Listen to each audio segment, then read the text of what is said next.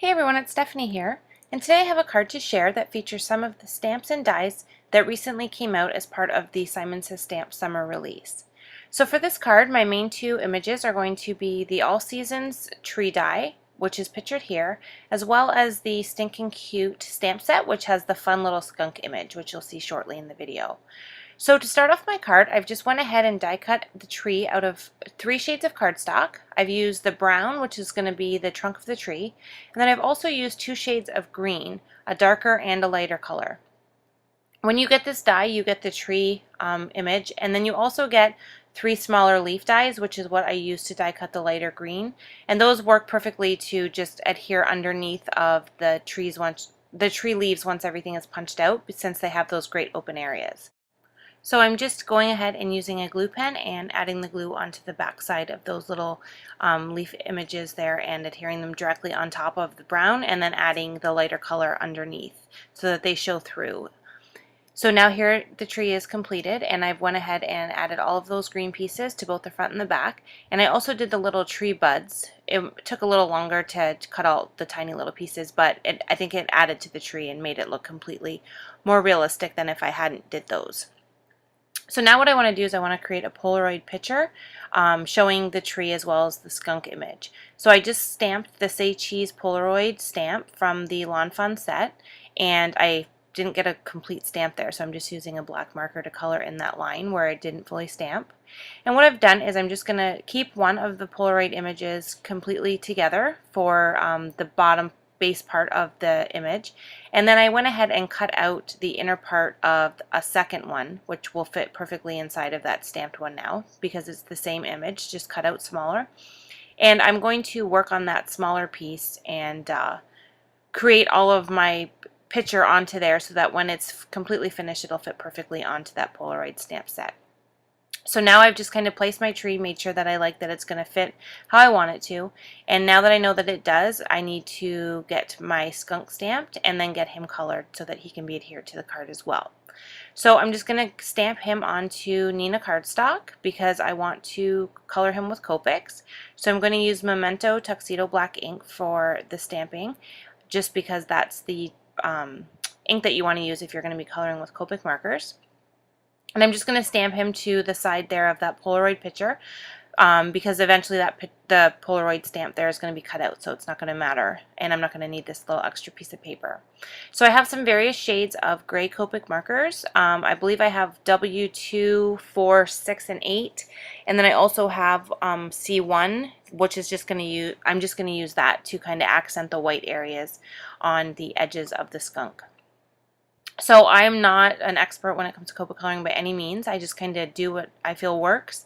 So I'm just kind of coloring the parts of him that are going to be the grayish dark color, almost black once I'm done.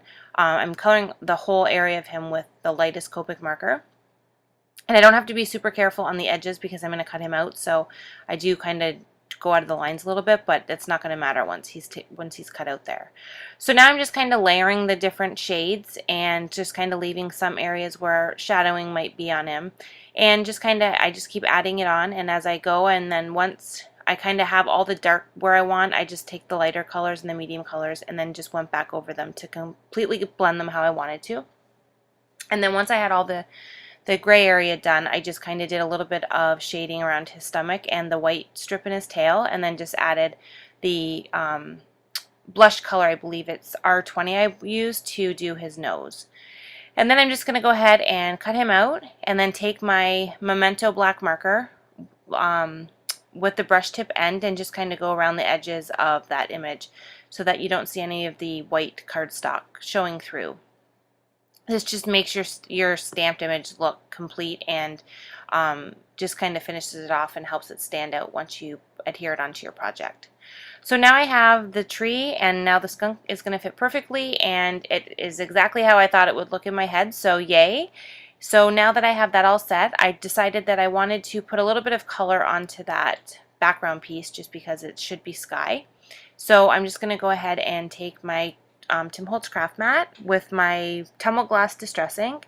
The Tumble Glass I like to use over the broken china when I'm doing the coloring for the sky because it's nice and subtle and it's not too dark. So it just gives a little bit of color without overpowering it. And it's kind of actually even hard to see um, in this video right now that that's even barely blue. It still kind of looks white. But once it gets layered onto the white Polaroid piece, then it stands out a little bit more and you can see that there's blue shading on there. So now that I have that all together, I'm going to go ahead and situate my tree how I want it.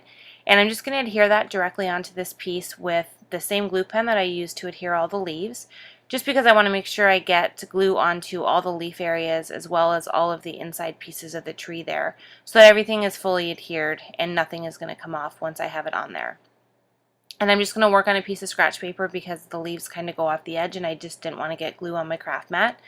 So I just went ahead and adhered the tree, and I'm going to put the skunk on foam adhesive just because the tree makes it a little bit uneven, and the skunk is kind of layered over top of the tree a bit, and I didn't want it to adhere bulky or anything. So now that I have that done, I just went ahead and went around the edges and cut off all the excess that you wouldn't see as part of the Polaroid picture, and then put adhesive on there to adhere it directly onto the Polaroid base part. So now it's on there and it looks great. Everything worked perfectly and it fits awesome. And you can see there on the side the little skunk's tail kind of hangs over, not very much, just a tiny amount off the edge of the Polaroid. And I liked it, so I decided to just leave it on there. And sorry I went off camera there a bit, but I'm just using that same black marker and going around the outside edges of that Polaroid picture just to once again cover up the white of the cardstock that you see once I had cut it out, and just to finish that off and make the edges more defined. And then once I have that fully on there, I need to do my sentiment stamping.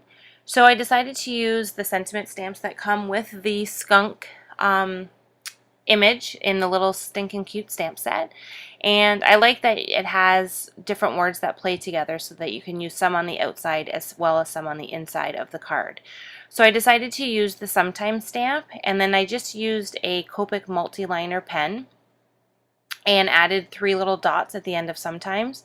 When I stamped it, I allowed a little bit of extra space on the end there because I knew I wanted to do that, just so that the recipient of the card knows that there's more to the sentiment inside the card once they open it.